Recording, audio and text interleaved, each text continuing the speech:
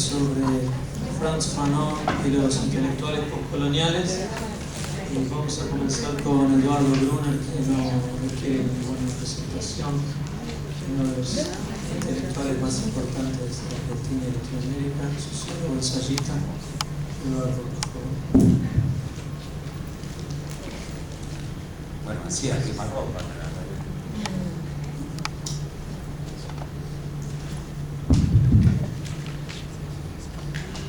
Buenos días. Ante todo, muchas gracias a los organizadores y en particular a Karina Villaseca, que supo insistir insistentemente para que yo llegara hasta acá. Fuera de broma, estoy contento de estar acá en este congreso, hablando de una figura que a todos nos interesa, indudablemente, que es un poco problemática. No sé qué les pasa a mis compañeros de mesa o a todos ustedes. A mí no me resulta en principio fácil hablar de Fanon en el contexto de la teoría postcolonial o descolonial. Creo que se hace difícil tratar de articular, sobre todo respecto de las expresiones más extremas, por así decir, de la teoría postcolonial, esa suerte de constructivismo retroactivo o retrospectivo, muchas veces aplicado a la figura de Fanon,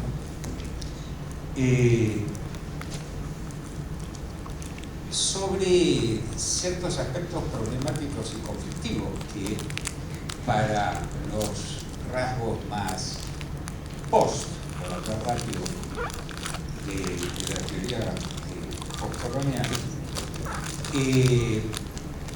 provocan, o a lo mejor insisto, me sucede solamente a mí, provocan algunas incomodidades. Esos rasgos más problemáticos o más conflictivos, digo, desde la perspectiva de esa teoría, son, a mi juicio, precisamente los más interesantes como, o debieran serlo, como productores de una tensión entre el Fanon histórico, por llamarlo de una manera rápida, y esa retroacción postestructuralista, textualista, puesto que, por supuesto, Fanon es muy anterior a estos nuevos desarrollos teóricos. No hace falta mencionar la incomodidad, en el mejor sentido del término, que todavía hoy provocan todas las reflexiones a propósito de la violencia emancipadora del colonizado como productora de subjetividad y de identidad, me animaría a decirlo así. Sé que estoy diciendo cosas sumamente impertinentes, soy consciente de las objeciones que se pueden levantar contra algunas de estas nociones, pero espero en el desarrollo poder, aunque sea pensando en voz alta, defender cierta dislocada pertinencia de esas mismas nociones, repito, que son incómodas de ser inscritas en las dispersiones, las diseminaciones o los rizomatemas, acabo de acuñar este término,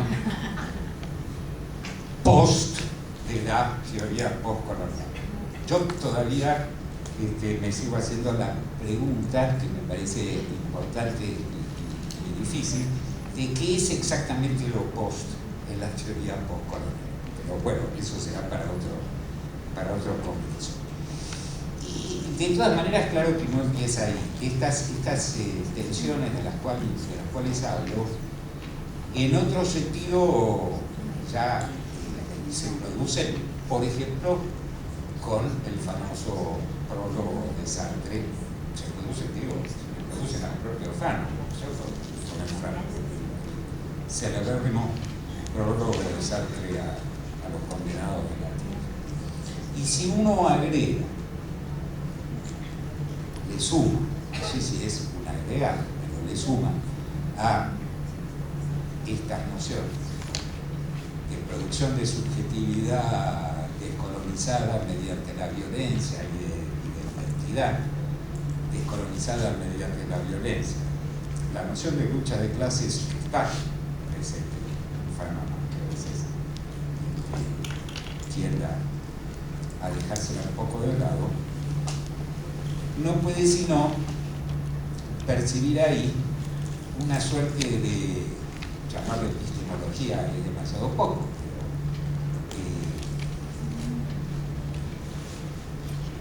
pero de dispositivo que habla de fracturas muy constitutivas. Fracturas que son también las de la subjetividad, porque a los nombres alrededor de los cuales gira las consideraciones, por lo menos más teóricas, de Fanon, hay que agregar, por supuesto, el de Freud. Yo quisiera, porque uno tiende simplemente a hablar, no digo de lo que sabe, sino de lo que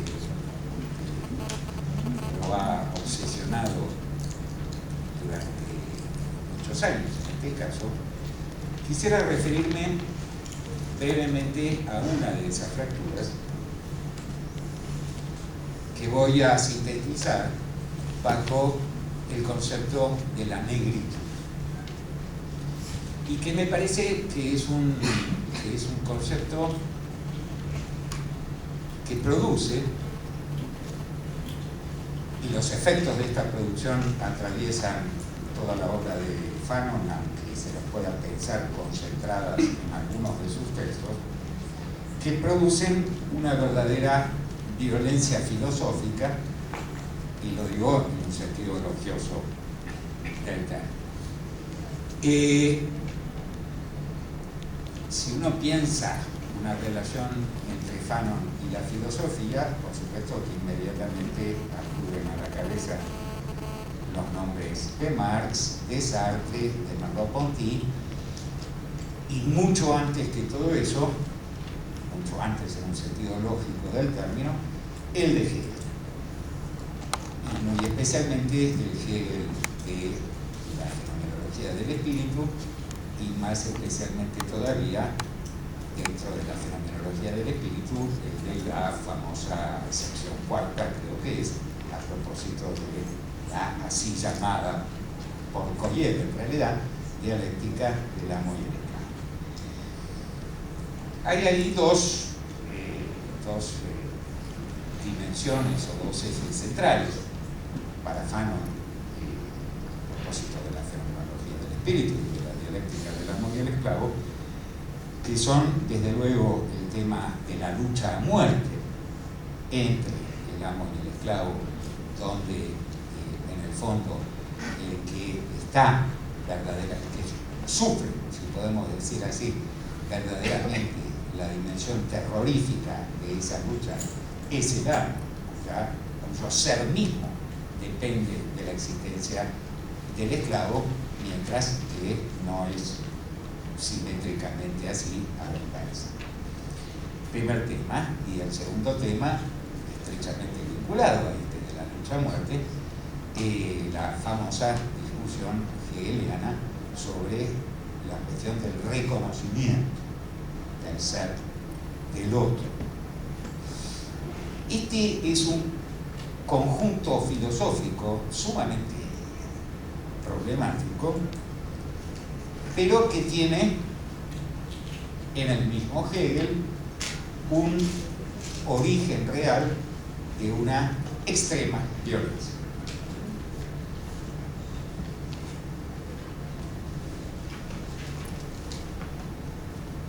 Muchos de ustedes conocerán la famosa tesis de Susan Buchmors en un librito que causó un verdadero escándalo, que hizo tuvo su momento de debate intenso, llamado Hegel y Haití. En esa tesis, Susan Buck-Morss, a mi juicio, demuestra de manera, no voy a decir incontestable, porque todo se puede siempre contestar, pero de manera fuertemente persuasiva, que la dialéctica del amo y el esclavo en Hegel proviene de la inspiración de la Revolución Haitiana, que en 1804 declara la independencia de esa nueva nación que se funda con esa revolución, que es Haití. Hasta ese momento se llamaba Saint-Domingue.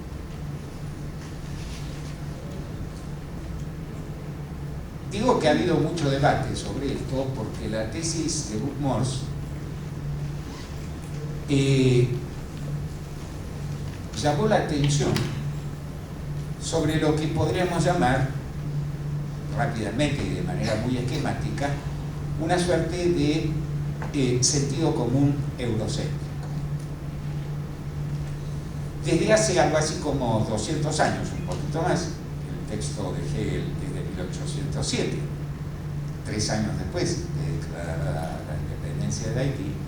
Desde hace más de 200 años existe la discusión sobre qué acontecimiento histórico podía haber inspirado a Hegel para su célebre dialéctica del amo y el esclavo, puesto que Hegel era un intelectual, pese a su idealismo, extremadamente, yo diría, obsesivamente atento a las transformaciones históricas, que siempre tenía muy en cuenta en sus reflexiones, y durante esos 200 años se dio por descontado que ese acontecimiento histórico era la Revolución Francesa,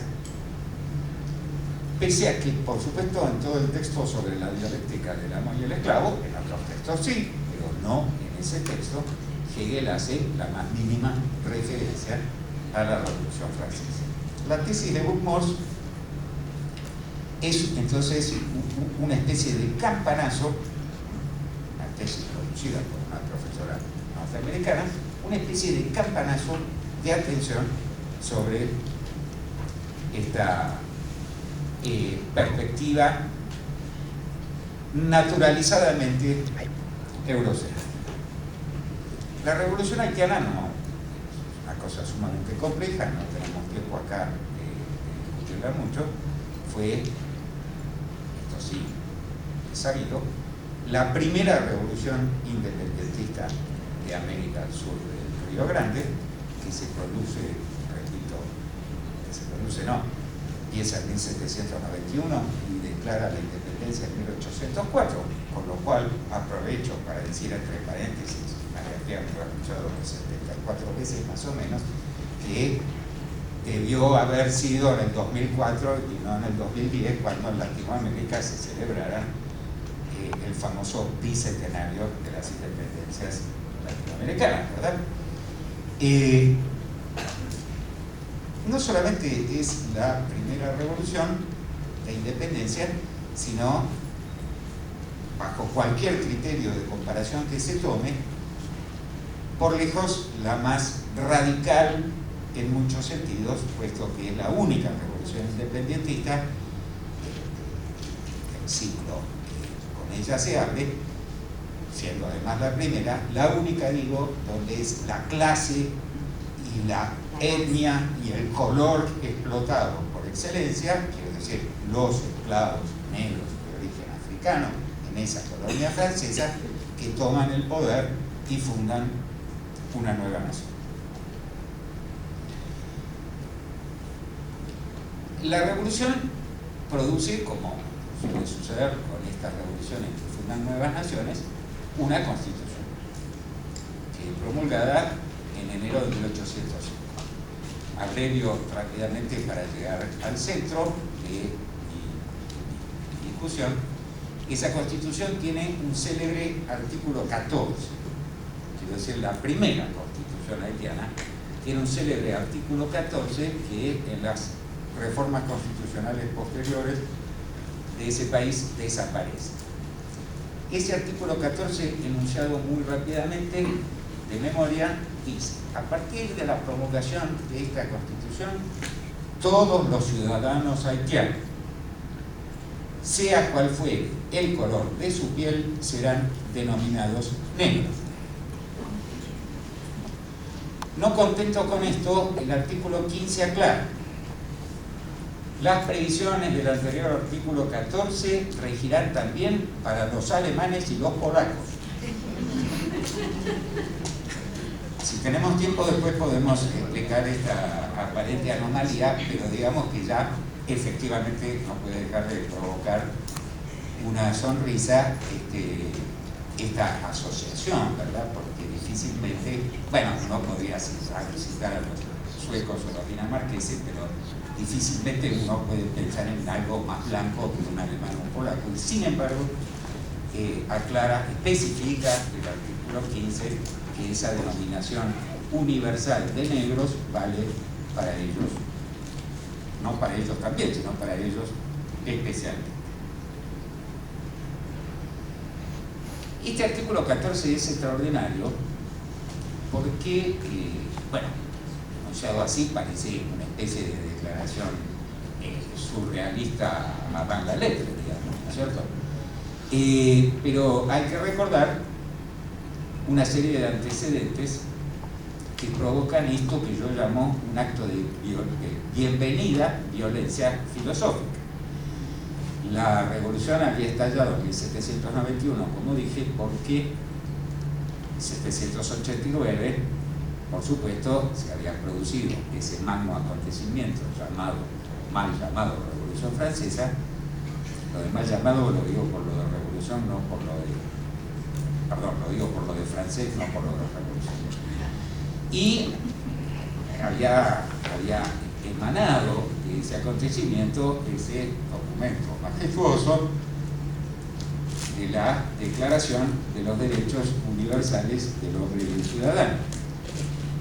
Cuando en 1791, sí, 2 años después, en una época en que no había mail, internet, esas cosas, llegan las noticias a la isla llamada en ese momento Sandomanga, los esclavos negros dicen somos libres, a lo cual le responden no, un momentito, porque alguien tiene que trabajar, digamos. La tercera parte de los ingresos de la corona del Estado francés de la época provenían de la explotación de la fuerza de trabajo esclava negra en Haití, lo que después sería Haití. Entonces, el artículo 14 lo que hace en primera instancia es dar vuelta esta lógica para decir, bueno, resultó que nosotros, los esclavos o los ex esclavos negros, éramos el particular que no tenía lugar en ese universal de la Declaración de los Derechos Humanos. Entonces ahora el universal somos nosotros, ¿no es cierto? Ese particular lo transformamos en universal con una operación de inversión que precisamente invierte esa operación previa por la cual una particularidad, la particularidad blanca de los ocupantes coloniales franceses, se había transformado en la universalidad.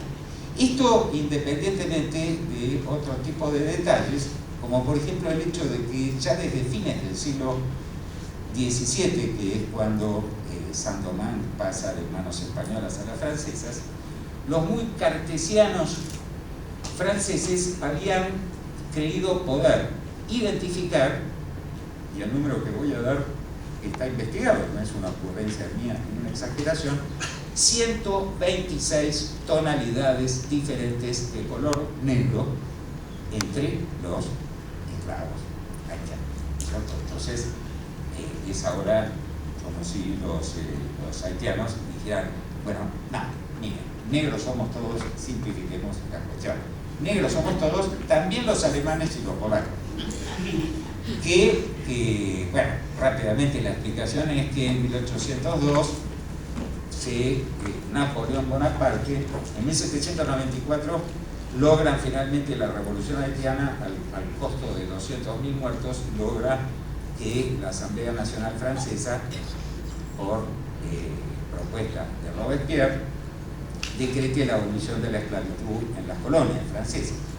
En 1802, Napoleón repone la esclavitud en las colonias, salvo en Haití, donde sufre la más ignominiosa derrota de toda su carrera militar antes de Waterloo. No logra, a pesar de que envía un contingente militar inmenso, no logra reponer la esclavitud ante la resistencia de los ex-esclavos. Y como el de Napoleón es un ejército multinacional, hay un batallón importante, precisamente de alemanes y polacos, que desierta y se pasa al lado de la revolución, y entonces en premio, digamos así, con la Constitución de 1805 reciben la ciudadanía con tal que acepten ser denominados negros.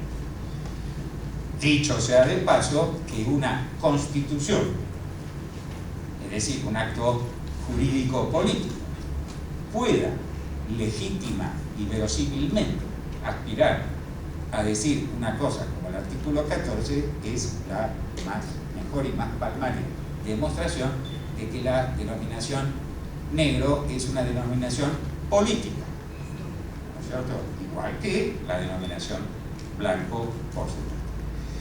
Bueno, pero necesito apretar la marcha. Digo, me parece que lo que el artículo 14 establece es algo muy raro en su momento, que podría encuadrarse, si queremos ser más modernos y europeos críticos, podría encuadrarse en la dialéctica en suspenso en el sentido de Benjamin, o la dialéctica negativa en el sentido de Adorno, o sea como sea, en una lógica donde ese concepto de negritud aparece como una suerte de analizador de las aporías del eurocentrismo y su universalismo abstracto. Un detalle particular, digamos, un rasgo de singularidad que no puede ser, me refiero a la negritud, que no puede ser integrado a la universalidad, pero le permite, o le había permitido hasta ese momento, funcionar como mediación, mientras que ahora no le permite cerrar sus pretensiones de universalidad. Es decir, algo que pone en crisis permanente las pretensiones de ese universalismo eurocéntrico. Ya la revolución haitiana como tal había puesto en seria crisis estas pretensiones, si lo pensamos bien, en el siguiente sentido. Como dije recién, es la revolución haitiana la que finalmente, transcurridos ya 5 años de comenzada la Revolución Francesa, es la revolución haitiana la que consigue que finalmente la Asamblea Nacional Francesa decrete la abolición de la esclavitud. Quiero decir que contra la lógica que a veces impensadamente solemos usar para hablar de las independencias latinoamericanas, quiero decir, la lógica que habla, por ejemplo, de la influencia decisiva que la Revolución Francesa tuvo sobre los procesos independentistas en América Latina. La Revolución haitiana está demostrando que la influencia decisiva fue la de ella misma sobre la Revolución Francesa, en el sentido de que obligó a la Revolución Francesa a ser absolutamente consecuente con sus propias premisas universalistas, y efectivamente 5 años después, 200.000 muertos después, decretar la abolición de la esclavitud. A esto se agrega ahora esta cuestión de la negritud, planteada, como decíamos, como un analizador no integrable precisamente a estas contradicciones o conflictos irresolubles del eurocentrismo. No para ahí la cosa, porque esta cuestión de la negritud se transforma a todo lo largo del siglo XIX y del siglo XX en una suerte de síntoma insistente. No en Latinoamérica, donde uno podría dar por, en el Caribe, ¿no es cierto?, sobre todo, donde uno podría dar por descontado que se transforma en un tema, sino en la cultura europea. Lo llamo síntoma porque su insistencia en la cultura europea se hace a través de un desvío. ¿Sí? Quiero decir, no es la filosofía, no es la gran teoría social la que se hace cargo de la cuestión, sino la literatura y el arte. La negritud se transforma, sobre todo en la cultura francesa del siglo XIX, en esto, digo, en un síntoma inquietante que reemerge permanentemente. Ahí lo tenemos en autores como Próspero Mérimée. Hay una famosa novela llamada Tamayo, que habla del problema, que hace alusión alegórica, digamos, al problema de la revolución haitiana y de la negritud. Eugenio Sue, el famoso autor de Los Misterios de París, ese folletín que fue el más grande bestseller de la cultura europea del siglo XIX. Lamartine, en una novela llamada Atargul. Víctor Hugo, en una famosísima novela llamada Bourg-Jargal, que ocurre durante la Revolución Haitiana y plantea todo el debate sobre la cuestión de la negritud, y así sucesivamente podríamos seguir citando autores. Llego a Fanon, que por supuesto es absolutamente consciente de esta historia. Fanon es negro y para colmo es antillano, de la Martinica, ahí cito nomás de Haití, y que durante sus estudios en París frecuenta el círculo de otro antillano, otro martiniqueño, que es Aimé Césaire, ¿no es cierto? Aimé Césaire introduce ya de manera consciente, polémica y decididamente política y poética simultáneamente en los años 30 el debate, introduce en París, quiero decir, el debate sobre la cuestión de la negritud. Debate que impresiona mucho a todos los círculos intelectuales franceses en ese momento, y que su primera fase culmina con la publicación en 1948 de una célebre antología de poesía negra que compilan el propio Césaire y Leopold Senghor, y que tiene, cuando no, un también célebre y para mí mucho más importante que el de Los Condenados de la Tierra, prólogo de Jean-Paul Sartre, que se transforma en ese momento en un acérrimo defensor del concepto de negritud, aunque simultáneamente empieza ya a plantear Sartre, y esto provoca ciertas tensiones con Césaire y con Fanon, introduce, digo, Sartre ciertas reservas de las cuales Fanon se va a hacer cargo ambiguamente o ambivalentemente sobre el problema de la identidad negra como tal. El locus canónico, por supuesto, donde Fanon va a retomar todo esto, es ese texto escrito muy poquitos años después de la antología del Senghor, 3 o 4 años después, Piel negra, máscara blanca, ¿cierto? Donde hay una defensa del concepto de negritud, pero se introduce ahí también el debate sobre lo que el propio Fanon llama el mito narcisista de la negrura. Las críticas a los peligros de esencialismo, de un esencialismo introducido, como dice Fanon, desde la propia mirada del poder colonial blanco, ¿no? Que congela al negro en esa identidad,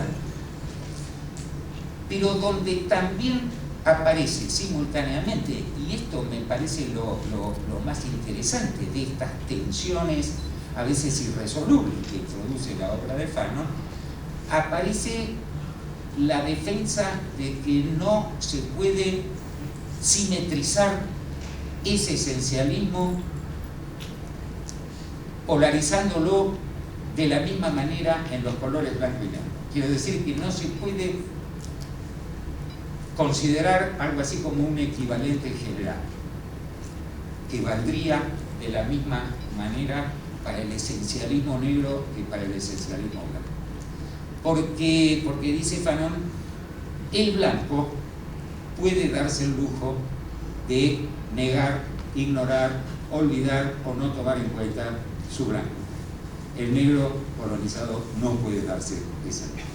Por lo tanto, no es simétrico, digamos. Y ahí Fanon conserva, a veces conscientemente, a veces como efecto de su propia escritura, conserva esa tensión, ese tirón